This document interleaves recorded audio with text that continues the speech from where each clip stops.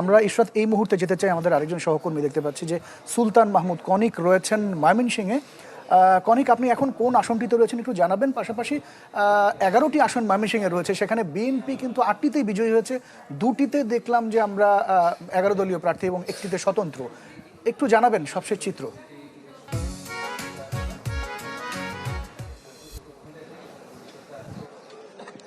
আমি এই মুহূর্তে আছি ময়মনসিংহ সদর যে 4 আসন আছে সেই 4 আসনে, এবং এখানে কিন্তু ধানের শীষে যিনি প্রার্থী ছিলেন আবু হাব আকন্দ তিনি নির্বাচিত হয়েছেন।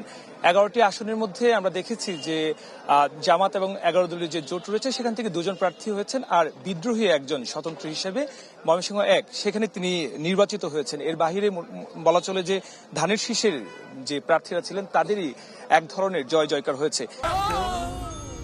ডেন্টিস্টের পরামর্শ নাও নতুন কোলগেট অ্যাক্টিভ সল্ট।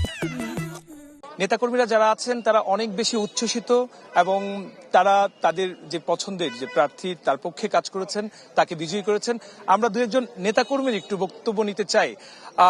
নিশ্চয়ই ময়মনসিংহেও বিএনপি ভালো করেছে, সারা দেশে ভালো করেছে, কি বলবেন? আলহামদুলিল্লাহ, এ বিজয় বাংলাদেশের বিজয়, এ বিজয় ময়মনসিংহ সদর 4 আসনের আপামর জনগণের বিজয়। জনগণ বিএনপির ত্যাগ, সংগ্রাম এবং তারেক রহমানকে ভালোবেসে ধানের শীষে ভোট দিয়েছে। ইনশাআল্লাহ বিএনপি অনেক ভালো দেশ চালাবে এবং দেশের মানুষ যেভাবে চায় সেভাবে সুন্দরভাবে দেশ চালাবে। ধন্যবাদ আপনাকে।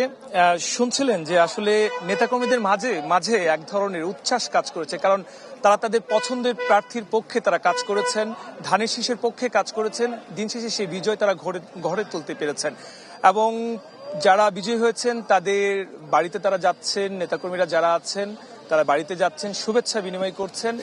আর সার্বিক চিত্র যদি বলি যে আজকে সকালবেলা ময়মনসিংহ 11 আসনের যে প্রার্থীরা ছিলেন যারা বিজয়ী হয়েছেন তাদের কাছে আনুষ্ঠানিকভাবে ফলাফল জেলা রিটার্নিং কর্মকর্তার কার্যালয় থেকে তাদের হাতে তুলে দেওয়া হয়েছে।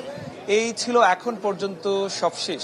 অনেক ধন্যবাদ সুলতান মাহমুদ কনিক এর সাথে আমাদের সাথে যুক্ত হয়েছিলেন ময়মনসিংহ থেকে। সেখানকার ময়মনসিংহ 4 আসনের যে চিত্রটা আমাদের জানাচ্ছিলেন তিনি। ইমতিয়াজ, বিগত নির্বাচনগুলোতে নির্বাচন পরবর্তী সহিংসতার নানা চিত্র আমরা দেখেছি, এবার একটু ব্যতিক্রম, এবং শেষ কয়েক ঘন্টায় আমরা তেমন কোনো খবর পাইনি। আমরা পাবনার চিত্র দেখতে চাই, আমার সহকর্মী শাহিন রহমান সেখানে রয়েছেন। শাহিন, জানাবেন পাবনার খোঁজ খবর তো আপনি রাখছেন, সেখানকার নির্বাচন পরবর্তী যে পরিস্থিতি কেমন দেখতে পাচ্ছেন আপনি? পাবনার 5টি আসনের মধ্যে ইতিমধ্যে ফলাফল সবাই দেশবাসী জেনে গেছে। পাবনার 5টি যে আসন রয়েছে তার মধ্যে 2টিতে বিএনপি এবং 3টি আসনে জামাত প্রার্থীরা বিজয়ী হয়েছেন। আমরা এই মুহূর্তে দাঁড়িয়ে রয়েছি পাবনা 3 আসনে চাটমোহর উপজেলায়। আমার সঙ্গে এখানে যুক্ত হচ্ছেন পাবনা 3 আসনে বিএনপি মনোনীত যিনি প্রার্থী রয়েছেন, কেন্দ্রীয় কৃষক দলের সভাপতি কৃষিবিদ হাসান জাফির তুহিন। এখানে বিএনপি এবং জামাত প্রার্থীর মধ্যে হাড্ডাহাড্ডি লড়াই হয়েছে, এবং সেখানে 3269 ভোটের ব্যবধানে বিএনপি প্রার্থী পরাজিত হয়েছেন, জামাত প্রার্থী তিনি জিতেছেন।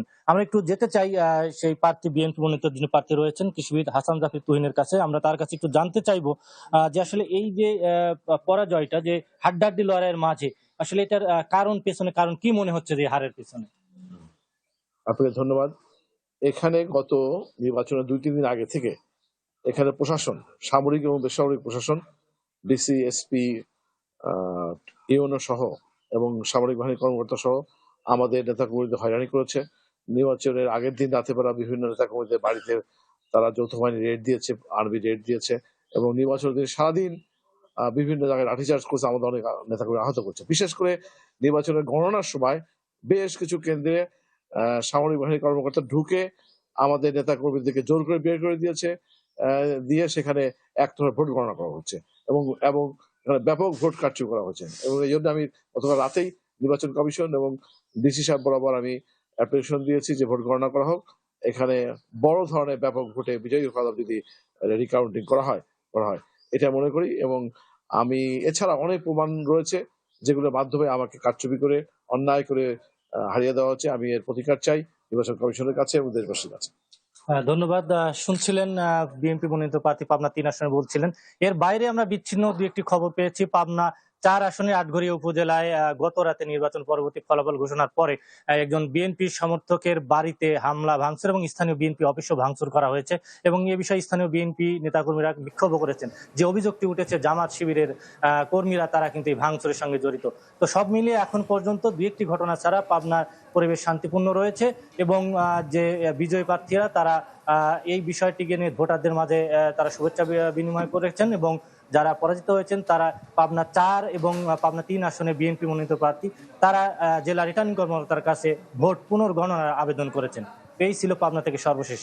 অনেক ধন্যবাদ আপনাকে শাহিন। শাহিন রহমান যুক্ত হয়েছিলেন পাবনার বেশ কয়েকটি বিচ্ছিন্ন ঘটনা জানাচ্ছিলেন কথাগুলো বলছিলেন, এবং এর বাইরেও আমরা আসলে তেমন কোনো বিচ্ছিন্ন ঘটনা কিন্তু এবারের নির্বাচনে অত্যন্ত আমরা খেয়াল করিনি।